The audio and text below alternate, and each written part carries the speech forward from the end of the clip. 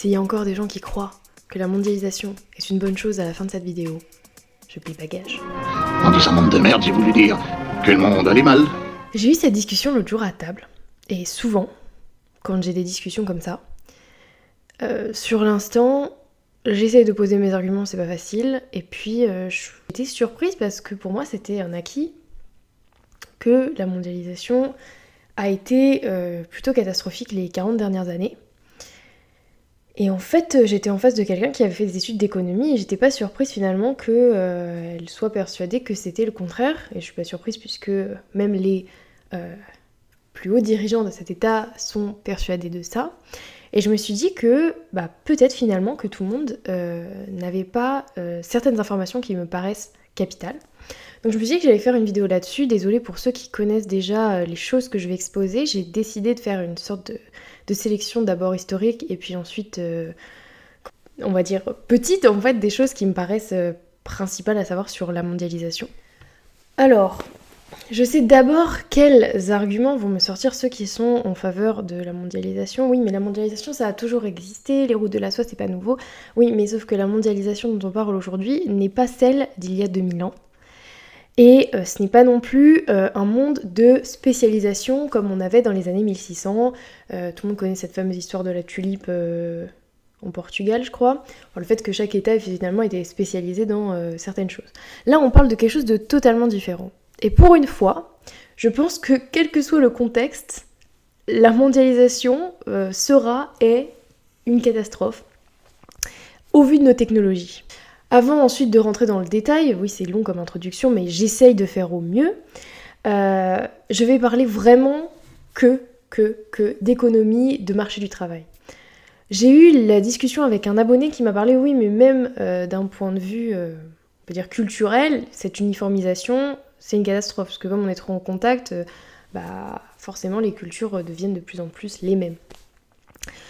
C'est vrai en tout cas les cultures de classe deviennent les mêmes, hein, les élites, etc. Même si bon, c'est pas si nouveau que ça, mais c'est pas mon propos aujourd'hui. Et c'est pas non plus mon propos sur l'écologie, parce que pour moi, ce dont je vais parler maintenant, finalement, balaye tous ces débats qui n'ont plus lieu d'être, puisque de toute façon, en arrivant au cœur de la mondialisation, on voit bien qu'il y a un énorme problème. Pour moi, la question centrale de la mondialisation, d'un point de vue de la définition de la mondialisation, donc certes, ce sont des échanges mondiaux, mais ce qui les caractérise vraiment depuis 40 ans, c'est la vitesse. La vitesse est l'idée qu'il y a une division du processus de production, ce qui est très très très différent que de faire venir de Chine des épices, bon c'était l'Inde, c'est pas grave, ou de Belgique des chocolats. C'est très très différent de faire ça que de dire en France on va garder tout ce qui est pouvoir décisionnel. En Chine, on va produire tous les petits bidules. En Afrique, on va aller chercher les matériaux premiers pour faire des écrans tactiles. Et puis, on va les envoyer dans tous les quatre coins du monde. Ça n'a absolument rien à voir. Et je pense que c'est vraiment ce processus de division du travail qui est destructeur pour tous les pays. Mais moi, ce qui m'intéresse toujours, c'est la France et mon petit monde. Je pense que l'idée de cette image positive, et de toute façon, c'est ce qu'on voit partout, c'est le fait que maintenant, l'idée du monde ouvert, l'idée du monde ouvert, l'idée qu'il y ait des échanges, c'est quelque chose qui est vu comme forcément quelque chose de positif. L'ouverture, le flux, le mouvement, la rencontre, c'est forcément positif. Tout ce qui est fermé est dangereux, rétrograde, nocif, ou pire, conservateur. Le simple mot du protectionnisme, qui est pourtant simplement l'inverse du libéralisme, ferait frémir. Pourtant, déjà, dans protectionnisme, le simple mot protection devrait quand même nous dire quelque chose d'assez positif. Et c'est simplement le fait d'élever ce qu'on appelle les barrières douanières, ce qui est un grand mot pour dire que comme des produits essayent de venir en France, en arrivant, on leur augmente leurs droits de douane, ce qui fait qu'ils deviennent automatiquement beaucoup plus chers que les mêmes produits par la France. Et donc, les Français privilégieront toujours les produits français qui seront moins chers que ceux qui sont importés de l'étranger. Et le libéralisme, c'est l'inverse. On baisse toutes les barrières douanières, et donc des gens peuvent venir en France vendre des produits similaires que ceux produits par les Français à des prix beaucoup plus bas. Et ben voilà, l'idée du protectionnisme, c'est d'éviter ça. Alors comment on en est arrivé là ? C'est simple, je vais faire très court. Les années 80, la fin de l'étatisme ou du keynésianisme. De plus en plus de gens, Thatcher, Reagan, etc., qui prônent le néolibéralisme, qui n'est pas le libéralisme classique, à savoir que favoriser les échanges entre les États. Le néolibéralisme, on va dire, c'est la version dure du libéralisme. On baisse tout, le marché doit être laissé à lui-même, donc on n'a pas à, en tant qu'État, s'abroger le droit de rentrer dans le débat et de dire non, on va mettre des douanes, on va faire ci, on va faire ça. Tout le monde se débrouille. Si vous voulez que votre pays puisse produire et puisse survivre, trouvez un moyen de baisser les coûts. Nous, on fait ce qu'on veut. C'est également donc le moment où il y a ce qu'on appelle la régionalisation. C'est un mot important. Donc c'est dans les années 80, on appelle régionalisation parce qu'en fait c'est le moment où justement de nombreuses structures néolibérales vont se créer dans des régions. Donc nous, on a l'Union européenne pour l'Europe, mais c'est loin d'être la seule. Il y a l'ASEAN pour l'Asie du Sud, l'ALENA pour l'Amérique du Nord, etc., etc. Et ça continue aujourd'hui, j'en parlerai un peu plus tard, mais on a quand même eu de grandes délibérations autour du CETA, du TAFTA, qui sont des accords de libre-échange entre les deux zones de l'ALENA et de l'Union européenne. C'est une certes catastrophe, mais voilà. Et tout le monde se dit, mais c'est bénef. On continue à avoir nos centres de réflexion dans le pays, on délocalise tout en Chine, on paye les gens que dalle pour produire tout ce qu'on veut, puis on rapatrie en France. Donc nous, ça nous fait des bénéfices, parce que croyez pas qu'ils vont quand même baisser les prix, ce serait assez... voilà. Et puis, on crée des liens commerciaux, dans l'idée, pourquoi pas. Donc, qu'est-ce qui se passe ? La France se tertiarise, rappelons qu'il y a quand même 3 secteurs: agriculture, le primaire, secondaire, l'industrie, tertiaire, les services, littéralement, l'aide à la personne, etc., même l'enseignement, tout ça c'est du tertiaire. En gros, la parlotte, quoi. Et on se dit, un pays seulement tertiarisé, ça va, ça ne choque personne. Pourquoi s'en soucier, puisque on peut vivre en étant un pays de cerveau. En plus, vu l'état des trucs, on est bientôt même plus un pays de cerveau, on est là, avec notre sécu et puis nos 35 heures. Donc tout ça est bien ironique, bien entendu qu'on ne peut pas survivre en tant que pays complètement tertiarisé, surtout si on garde des normes qui sont celles de la France. On ne peut pas survivre en devenant littéralement à 2 doigts d'être un pays du tiers-monde, puisque on exporte nos matières premières et d'autres pays les transforment et nous les rachetons. On ne peut pas rester un pays non industrialisé et garder un système de santé, et garder une population en bon état, et croire qu'on peut garder toutes nos normes. Ça n'est simplement pas possible. Non seulement il ne produit pas, donc il n'a pas d'autonomie, il ne crée pas non plus suffisamment d'argent pour pouvoir peser à l'international puisqu'il n'est pas industriel, et il n'a pas l'autonomie nécessaire pour pouvoir décider de ses propres normes et se détacher du capitalisme, ou se détacher en tout cas de l'économie de marché internationalisée, libéralisée qu'on connaît. Or, ce qu'il faut bien savoir par rapport à donc, cette idée de délocalisation du processus de production, il n'enrichit que, et encore jusqu'à un certain stade qui est inévitable finalement, qui est l'effondrement, mais en attendant, il n'enrichit que les classes très très très supérieures, les classes dirigeantes, mais c'est une catastrophe pour toutes les autres classes, simplement déjà parce que ça crée énormément de chômage, puisque on délocalise déjà principalement,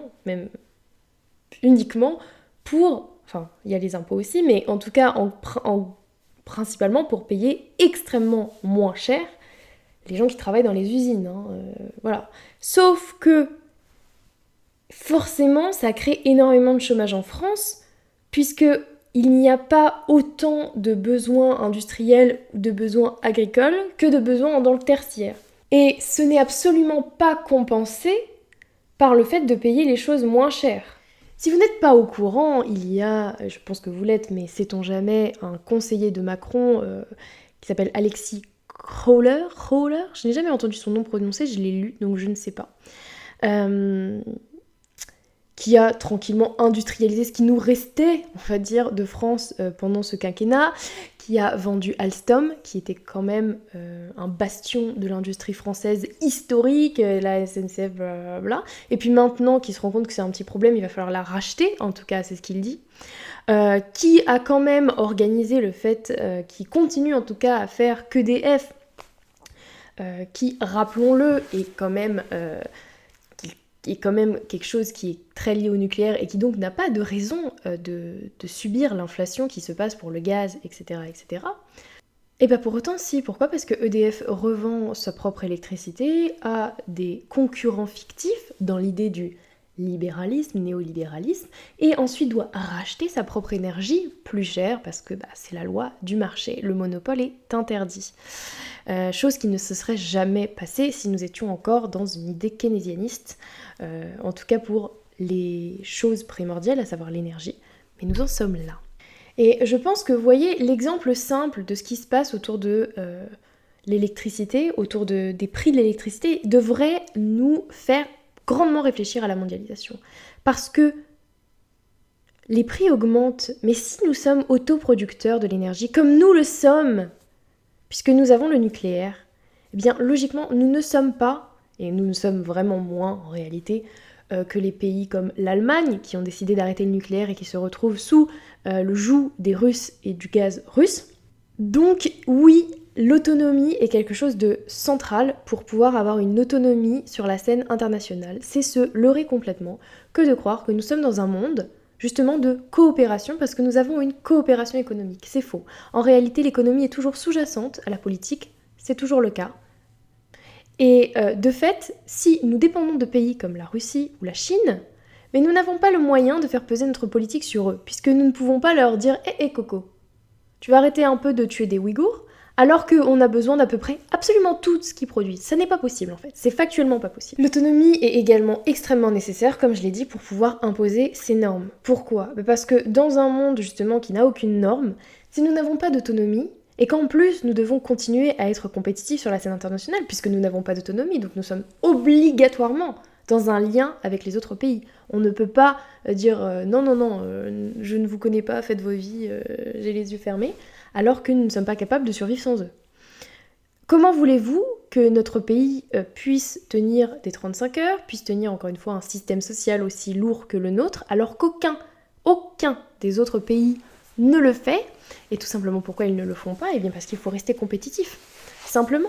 Et pourquoi il faut rester compétitif ? Eh bien parce que nous ne sommes pas autonomes, donc nous ne pouvons même pas choisir notre manière de produire ou nos propres questionnements. Nous devons continuer à être compétitifs dans un monde mondialisé. Un pays qui n'est pas protectionniste et qui en plus n'a pas de force économique et industrielle, c'est juste une chouin pour les autres pays. Donc quand on parle de tout ça, en tant que France, en tant que Français, on en revient forcément à notre premier cadre, on va dire, de libéralisation, qui est l'Union européenne. J'ai été longtemps, comme c'est le cas, baignée dans l'idéologie européiste. D'ailleurs, en France, on a des masters projets européens, on n'a pas de master projet industriel. On n'a pas de master projet réindustrialisation. Non. Nous, c'est... je veux dire, même dans nos instances éducatives, l'idéologie est bien présente et j'ai hâte de trouver quelqu'un qui arrivera à me prouver le contraire. Déjà, l'Europe se base sur quelque chose qui est complètement faux, puisqu'on parle tout le temps du couple franco-allemand.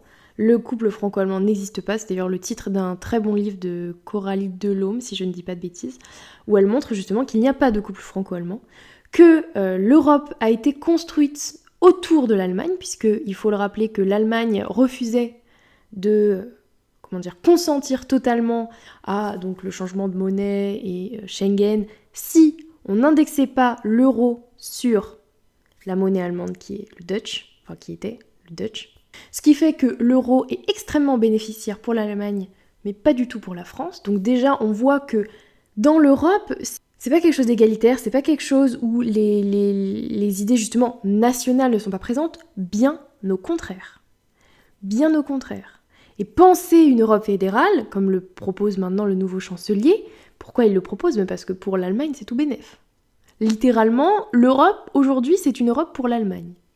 Et par exemple, un exemple très simple, le fait que donc là, il y a de grandes questions autour de ce qu'on considère comme une énergie verte, et l'Allemagne fait énormément pression pour que le nucléaire ne soit pas reconnu comme une énergie verte, malgré que ce soit l'énergie qui le produit le moins de CO2, parce qu'elle a décidé d'arrêter le nucléaire, qu'elle se retrouve dépendante de la Russie et qu'elle ne veut pas que la France ait un avantage sur elle. L'Europe n'est pas la paix économique, non plus. C'est aussi un mensonge. C'est peut-être une paix, c'est peut-être pour ça qu'on la défend à ce point, mais ce n'est pas une paix économique et ce n'est pas un aplatissement des nations, c'est un mensonge. Bien sûr, il y a les problèmes que je vous ai parlé du TAFTA et du CETA, qui sont donc littéralement faire venir de l'étranger des produits de manière, le poulet aux hormones, les bœufs aux hormones, etc., les ramener en France sans frais de douane, donc qui seront encore moins chers que nos bœufs français ou tout ce qui est français, et ne pas leur imposer des droits de douane alors qu'ils ne respectent absolument aucune des normes que nos agriculteurs doivent respecter. Et on s'étonne que tous les agriculteurs se suicident. Il faut peut-être se poser des questions sur l'Europe à un moment donné et de ce qu'elle fout. Et enfin, le dernier problème que pose l'Europe, c'est que ce n'est pas une Europe démocratique. Je vous cite, si vous ne le savez pas, le fameux référendum de 2005 sur l'idée d'une constitution européenne qui a été le dernier référendum qui a été fait en France, en sachant que c'était quand même quelque chose de très très important, les référendums dans la Ve République, et qui a été un grand nom du peuple français, et qui a quand même été ratifié 2 ans plus tard par Sarkozy. Moi j'appelle ça un putsch démocratique, mais on l'appelle comme on veut. Et même bien avant, dans les années, alors je me souviens plus de la date, mais c'était dans les années 80 je crois, ou même avant, je sais plus. Il y a un moment donné où la Cour européenne de justice a quand même déclaré que le droit européen prévalait sur le droit national. C'est littéralement la voie pavée pour aller vers un fédéralisme européen, chose qui n'a jamais été votée, qui n'a jamais été demandée, et jusqu'à preuve du contraire, la Constitution et le droit national sont supposés prévaloir, au moins jusqu'à ce que le peuple décide du contraire, ce qui n'a pas été le cas. J'espère vous avoir prouvé que nous ne sommes pas, parce que nous sommes mondialisés dans une sorte de paix, dans une sorte de dépendance douce, que ça créerait un effacement des tensions. Non, ça les exacerbe encore plus. J'espère vous avoir donné des points qui vous permettront au moins de vous situer dans certaines questions. Si vous ne les connaissiez pas déjà, vous pouvez me dire en commentaire. Et je vous dis à la prochaine.